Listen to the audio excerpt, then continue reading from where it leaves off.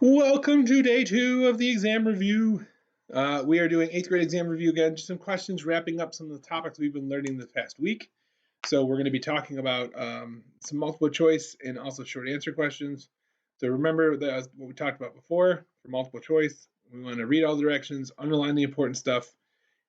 When you're stuck, okay, make sure you can also draw diagrams or pictures. So when in doubt, draw it out for yourself. Use numbers and words. If it says explain, make sure you're using your words. Okay. For straight lines, make sure you are using a ruler or a straight edge for yourself there. All right. Remember, do the questions you know how to do first, and then go back into the other ones. So number 1, if X represents the input, Y is the output, independent, dependent again, which is not a function. So in order to not be a function, I have to have repeated X values. So you can see in the first A, B, and C, they're all different. However, C has the repeat, or D has the repeat. That's the one we're going to go with. Number 2, city X is a population of 3 times 10 to the 5th. Y has a population of 6 times 10 to the 6th. So we can actually look at these numbers by expanding them out. So 3 times 10 to the 5th is going to be 1, 2, 3, 4, 5. So that's 300,000. And 6 times 10 to the 6th becomes 3, 4, 5, 6. Actually 6 million. Okay. So we can compare these numbers because we can see, like, letter A, the population of city Y, which is 300,000, is 2 times the population of city X. And that's not true, because 2 times would be 6,000, 60,000, 600,000, sorry. And this is 6 million. C, is it 300,000 less? No, it's actually way more than that, right? And is it 3 million less? No, once again, more than that. So we would be going with choice B, because we have to multiply this by 2 and add a 0 onto it, which would be 20 times as big. You could also take your calculator, okay, and just bust out the calculator if you're given one, okay, you might not have one on this one, and you could compare that, right? So 6 million minus 3, and then we end up with that. So that's the difference. We could also go back and do the division part. That's not the division symbol. And there's your 20. All right. Number 3, system equation shown below, which is the solution. So once again, this is perfectly set up for the elimination method, where I can add the 2 equations to drop a variable out. I'll get 7x is equal to negative 21, and then divide by 7 to get x is equal to negative 3. Okay. Now, 2 things. Number 1, I now know the answer either has to be A or C, because that's the only one that has an x value of negative 3. The other option, there's a few options to get the y value. Either I can plug this point, negative 3, 0, into the equation and see if I get negative 15, or I can plug this into one of the equations and see if I get what the answer is. So let's go with that method, since we're doing we're solving a system. So normally I would do back substitution. So 2 times negative 3 minus 2y equals negative 6. This is negative 6 minus 2y equals negative 6. And then I would add 6 to both sides to solve for y. This is going to give me negative 2y equals 0. And then we divide by negative 2, it's still going to stay 0. Okay.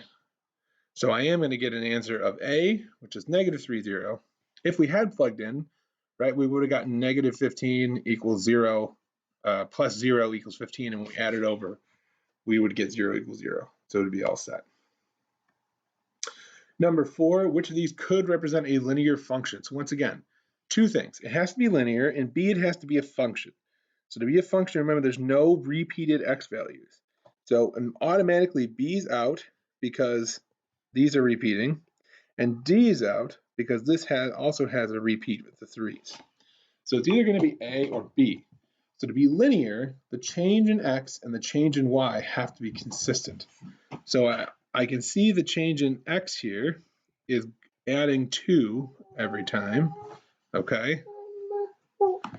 So we can see that this is adding 2 every time. So we're just going up by 2 for the x values. And the y values, you can see, are going down by 4 and then down by 1, right? So minus 4, minus 1. So this isn't the same. So this is a not linear function. However, this one you can see is going up by 1, up by 1, up by 1, and then we're going up 2, up 2, up 2. So, oh, sorry, we already eliminated D. That's one, not one we pay attention to. How about C? So we're going up 2, and then we're going up 5, up 5, up 5. So this is consistently going, right, a rise. The y value, the change in y is 5, change in x is 2. So our slope is going to be 5 over 2 for this one, where on A, it's not consistent. All right, so that's how we're picking that one. For number 5, remember the angles of a triangle have to add to 180. So we can see on A, 90, 90, 90 makes 270. Okay, for B, 80, 80, and 20 is going to make 360. So those are too big. C is going to be 40, 50, and 60, which is going to give us 150, which is too small. And D is going to add to 180 because 45, 30, 15 is 45 plus 30, 135 is 180. Okay, for number 6, we're rotating figure ABCD clockwise, which means we're turning it to the right. Okay, about the origin to form rectangle WXYZ. Which statement is true? So notice that they're just asking which of these segments is congruent. Now you got to be careful here because we want to essentially, in order to be congruent, we have to have these map onto each other. So as I rotate AB, it's gonna actually map onto segment WX. So AB should equal WX, and then the same thing's going to happen. BC is going to rotate onto XY, okay? DC is going to rotate onto ZY, and then our last segment AD is going to map onto ZW. So if you notice, the order of the letters from the two shapes actually also tells us what's going to happen. AB is the first two letters, and this side is going to map onto WX, which is actually the first two letters in that one. So we can tell by locating at the diagram, which is going to map onto which, or the order of the letters. So letter A, DA would be the first and the last letter in this one, and YZ is actually the last two, so those don't match. DC and XY, you can see is the last two letters here, okay? And XY is actually the middle over here, so those are out. BC is the middle here, right? YZ is the end over here, so those are out. But AB and WX are the first two, so those are going to match. For number 7, which set of data represents on the scatter plot below represents which equation best models the set of data? Man, so the scatter plot here. So we know the line of best fit is going to be drawn, like it's not going to go this way. It has to go through the points, and it's got to kind of be in the middle here. So our line is going to look something like this. Could be something like this. What we know is, though, is that it's definitely got to be heading in this direction, and it's going somewhere through those points. So we can see for two things. Number one, we know the slope, right, has to be negative because we're decreasing as we go from left to right. And we also know the y-intercept is somewhere up here between 6, 7, 8, somewhere up there. So we can automatically cross out B and D because those two slopes are positive.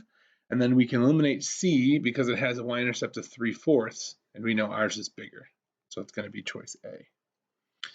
All right, number 8, both W and Z are both linear functions of X. Which statement comparing the functions is true?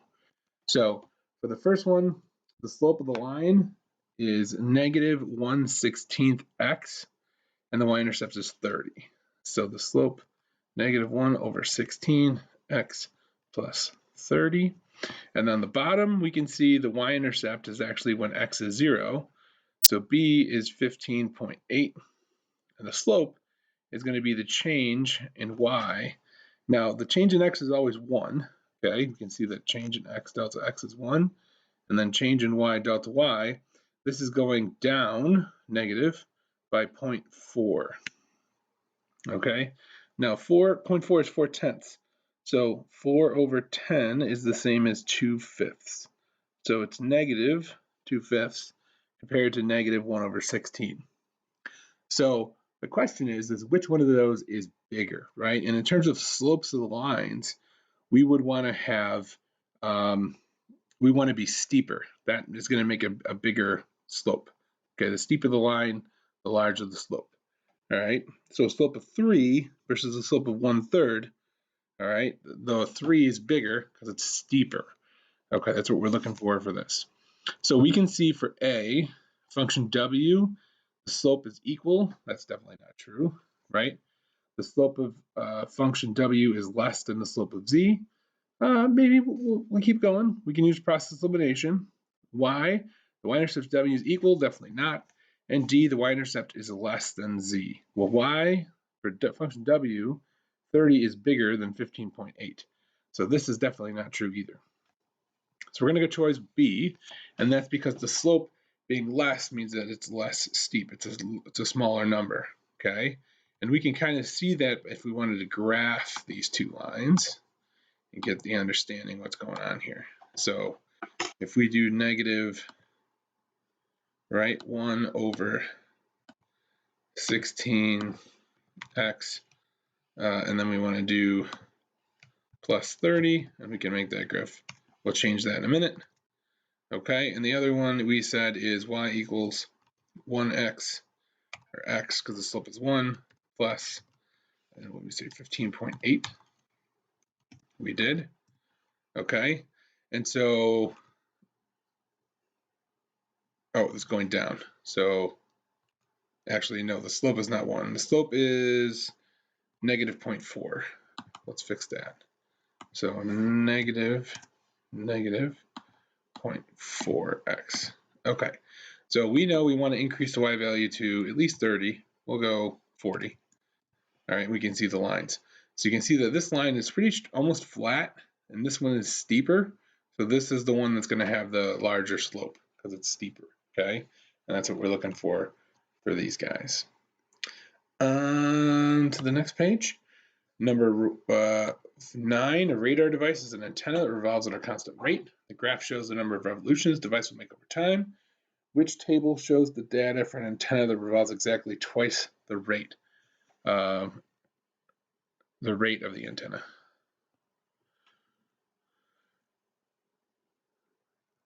Okay, so we can see our antenna.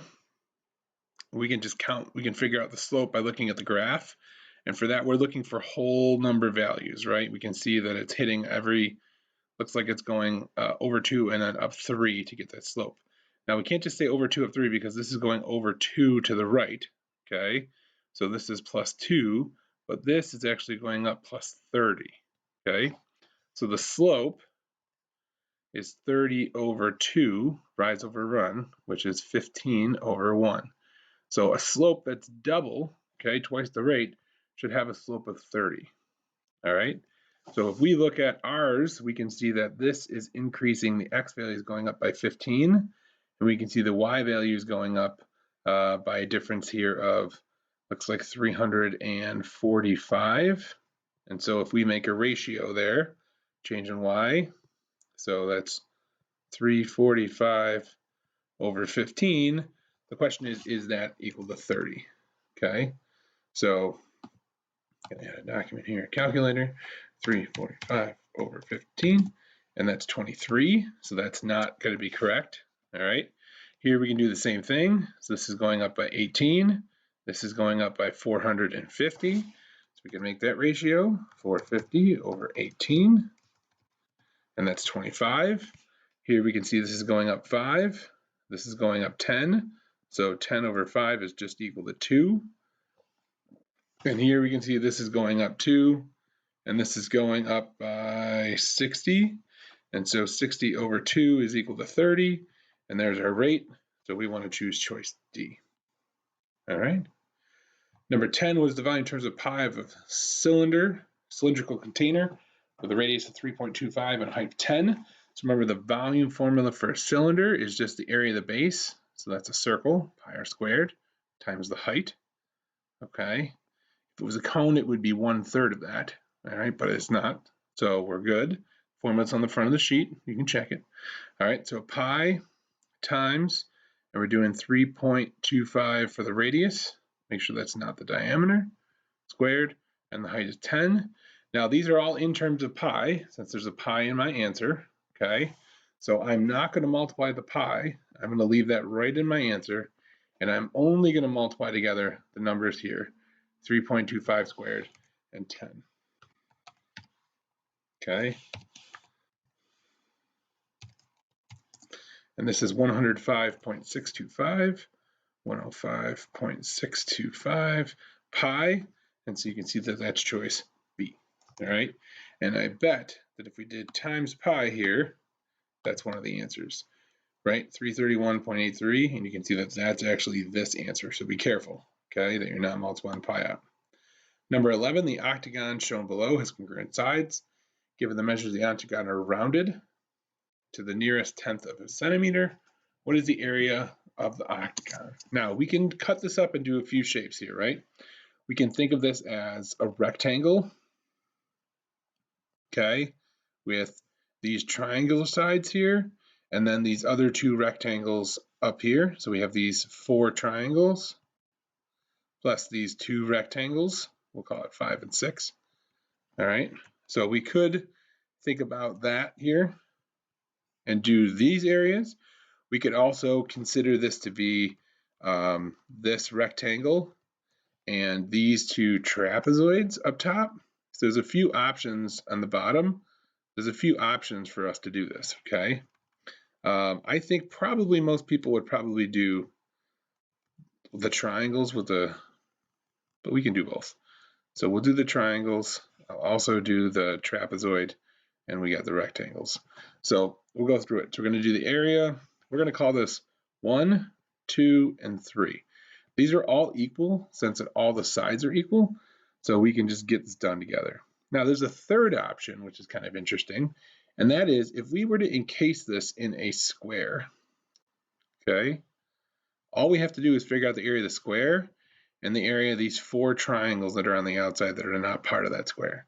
We could also do that and then just subtract. So just another option to keep in mind here. But let's go ahead and do the area of the first rectangle, rectangle 1. All right, and that's length times width. So the length is all the way across this way, which is 28. And the width is going this way. Now, you have to keep in mind is that this has an 8 of 8.2 and this has an 8 of 8.2. So this height here, this width we're going to talk about, is 28 minus 2 times 8.2. All right, so 28 minus 2 times 8.2 is going to be, now remember, we got to encase that in parentheses, it's 11.6. So that's the height here. So 28 times 11.6 is the area of that first rectangle. And that is times 0.8, going to be 324.8. 324.8. And this is centimeters squared because that's area. Okay, the next one we're going to do, and we'll color it in black here, is we're going to do the area of these 2 rectangles. All right, so we'll call that rectangle 2. So we're going to do 2 times the area of rectangle 2. So that's 2 times 11.6, which is that top piece, times 8.2, which is the length and the height and the width here. So 2 times area 2 equals, and now we're just going to multiply those together. So 2 times 8.6 times, it's at 8.2. Oh, we don't mix that up. 11.6. And that's 190.24. 90.24. And once again, centimeters squared. And then the last thing we have here is our triangles. So 4 times the area of our triangle, okay, is 4 times 1/2 the base. Now the base of our triangle is going like this. There's 2 of them technically, but remember, this is 11.6. So each of these is the same. We can call it x, okay? So we have 2x plus 11.6, which is equal to the whole width, which is 28. And so now we can basically solve by subtracting and then dividing by 2. So we get 2x is equal to should be a 0.4 there. 28 minus 11.6 is 16.4. And we divide out by 2, and we're going to get 8.2. Kind of interesting there. So 8.2, all right, is equal to that width. So we're going to do 4 times 8.2 times 8.2, because that's the height here as well. All right, so really it's 8.2 squared and then times 2.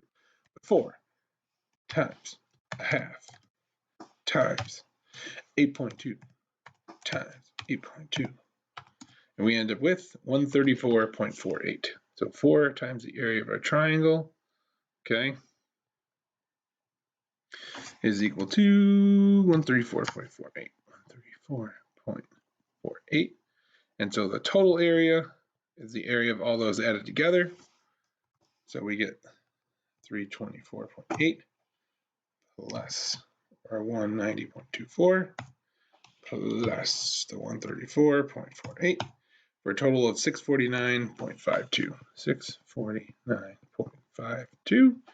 And we're rounding that to the nearest centimeter. So we're rounding, right? Rounding, going up.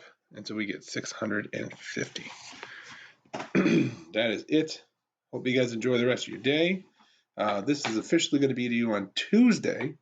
So please enjoy your family over the break here, and finish up the homework when you guys get a chance. All right, guys. Have a great holiday, whenever you choose to see your family are celebrating, and I'll talk to you guys next week.